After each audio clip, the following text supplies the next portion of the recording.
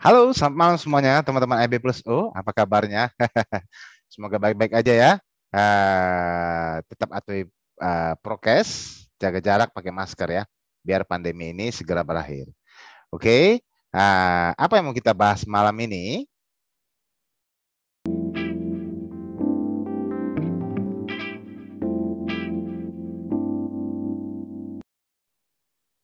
Kita mau bahas soal dua konstituen emiten yang keluar dari LQ45, yaitu BTPS, Bank BTPN Syariah Tbk, dan CTRA, Ciputra Development Tbk. Oke, kita mau bahas dari sisi fundamental dan teknikalnya bagaimana ke depannya. Tapi sebelumnya, saya mau coba kasih sedikit informasi buat teman-teman ya. LQ45 ini adalah the second dari main index kita IISG, yaitu LQ45. Jadi 45 perusahaan yang punya nilai transaksi yang sangat besar dalam 6 bulan ke belakang. Oke. Bisa dikatakan ya, bisa dikatakan ini adalah perusahaan-perusahaan yang memang blue chip ya sebutannya. Tapi walaupun begitu, di beberapa kali periode ya, ada beberapa perusahaan yang memang menurut beberapa orang masuknya karena volumenya yang besar ya. Jadi bukan blue chip banget, tapi karena volume besar. Nah, sebelum itu saya juga mau kasih tahu ya, yang masuk menggantikan BTPS dan CTRA adalah TINS dan BRPT. Oke. Nah, kita juga tahu dalam periode 6 bulan periode sebelumnya BRPT juga pernah menjadi penghuni salah satu indeks LQ45. Nah, lalu dia dikeluarkan karena volume transaksinya turun, dan sekarang masuk lagi. Sama seperti Medco. Medco periode beberapa periode sebelumnya pernah masuk lalu keluar, dan periode kemarin dia masuk lagi. Jadi kalau ada yang keluar itu bukan sesuatu yang buruk ya. Cuman ada beberapa fund manager besar termasuk dana pensiunan, mereka punya aturan, terutama Dapen BUMN atau pemerintah ya. Yang saya tahu mereka punya aturan, mereka hanya boleh menempatkan dananya di saham-saham LQ45 ini.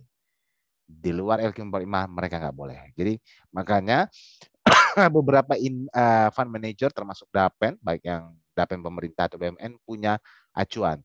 Jadi salah satunya mereka akan menginvestasikan di dalam saham-saham yang ada dalam perusahaan indeks LQ45. Nah, mari kita bahas soal fundamental dan teknikal analisisnya dari BTPS dan CTRA. Kita mulai dari BTPS ya. Oke, BTPS sendiri sebenarnya udah merilis data laporan keuangan di kuartal kedua ini ya.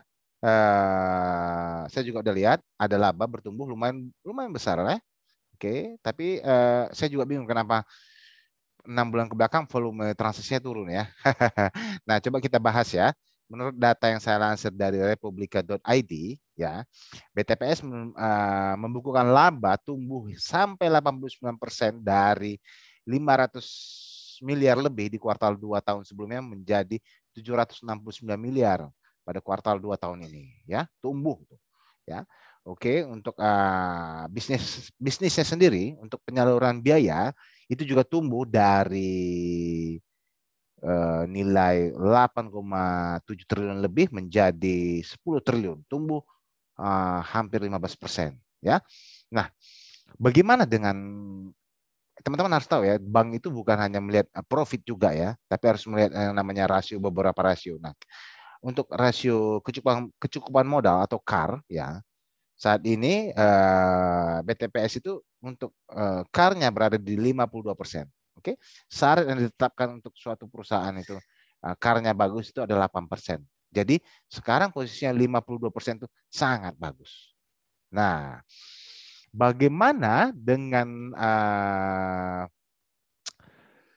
DPK-nya? Karena kan lembaga keuangan perbankan itu selain menyalurkan pembiayaan kredit juga mengumpulkan dana. Oke, DPK-nya tumbuh 12%. Oke, dari 9,4 triliun ya menjadi 10 triliun lebih. Nah, ini tumbuh 12%. Luar biasa di saat pandemi begini.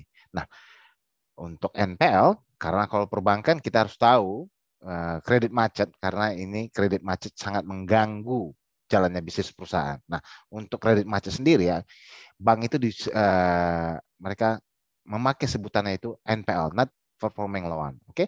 Untuk NPL BTPS sendiri, NPL brutonya, menurut data yang saya lansir itu ada di 1,46%.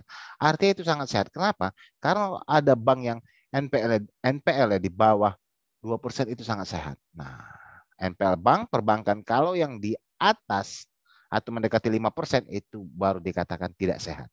Jadi BTPS dari sisi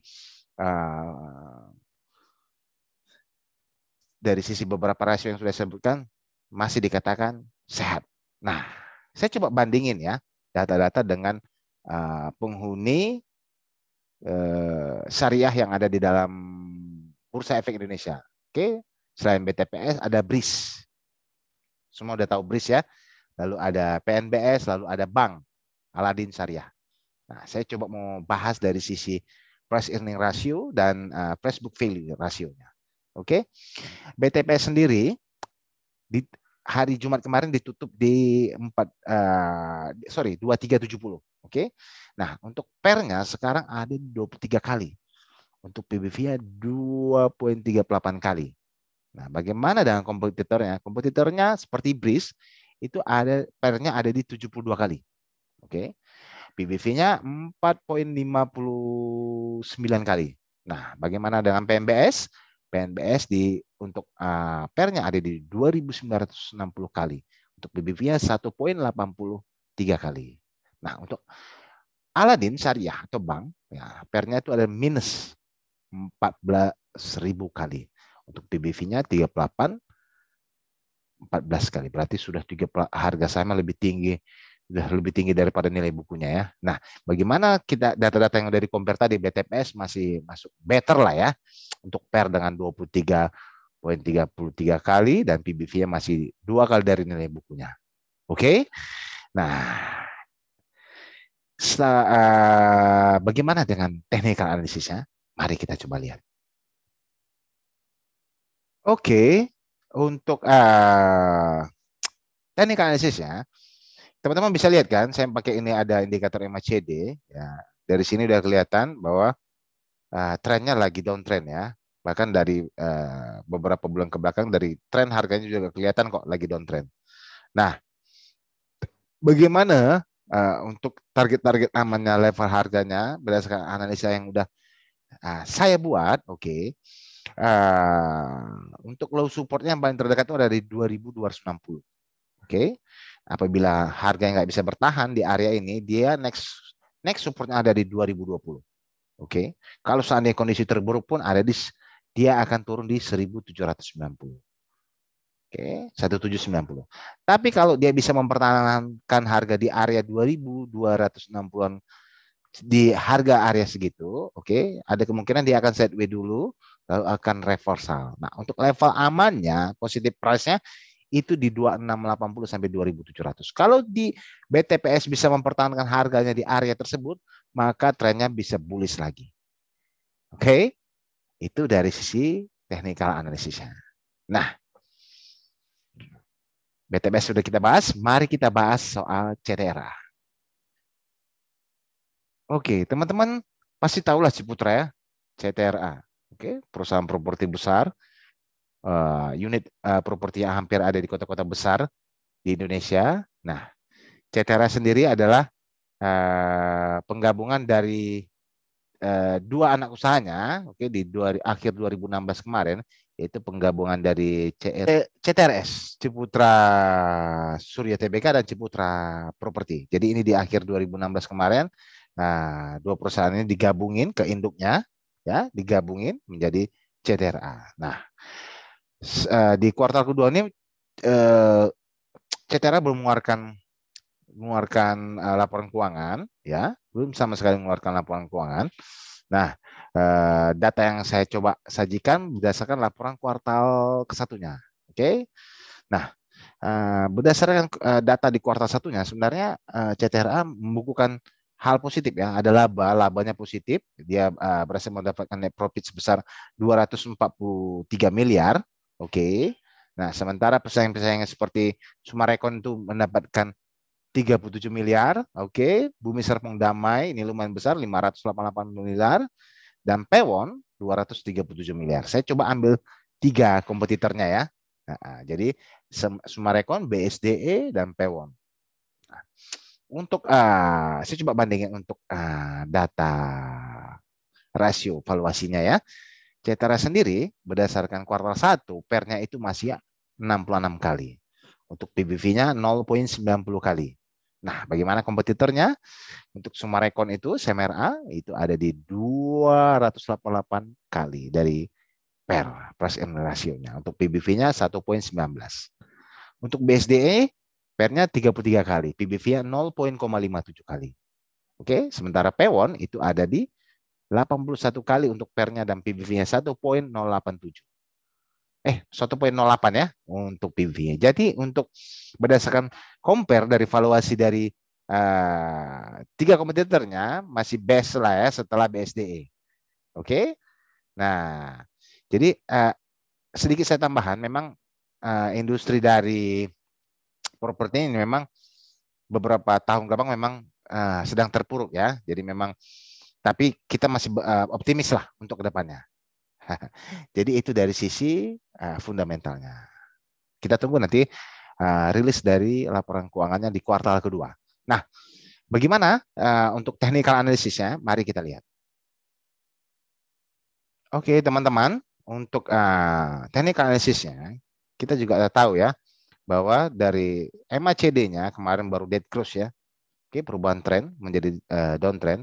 Tapi juga sebenarnya kalau dilihat jangka pendeknya, ya dari kemarin juga beberapa bulan lalu tren harga udah turun. Oke, nah sekarang saya mau coba berdasarkan analisa yang udah tadi kita buat, saya buat, oke, untuk low supportnya saat ini dia menguji di 850. Kalau harga 850 ini jebol, ya kemungkinan dia akan menguji lagi di 8110. Oke, 810. Apabila jebol di 850 dan bertahan di area 810, kemungkinan reversal untuk membalikan arahnya besar. Tapi seburuk-buruknya kalau seandainya jebol, dia mungkin ada di next supportnya ada di harga 700 perak. Oke.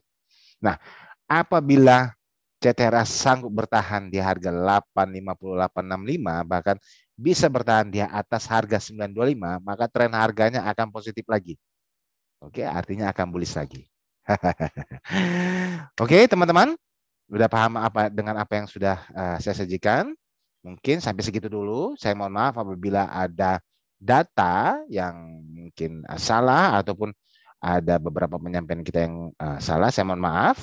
Oke, jadi sekali lagi jangan lupa patuhi prokes, pakai masker, jaga jarak ya. Tetap semangat teman-teman. Selamat malam.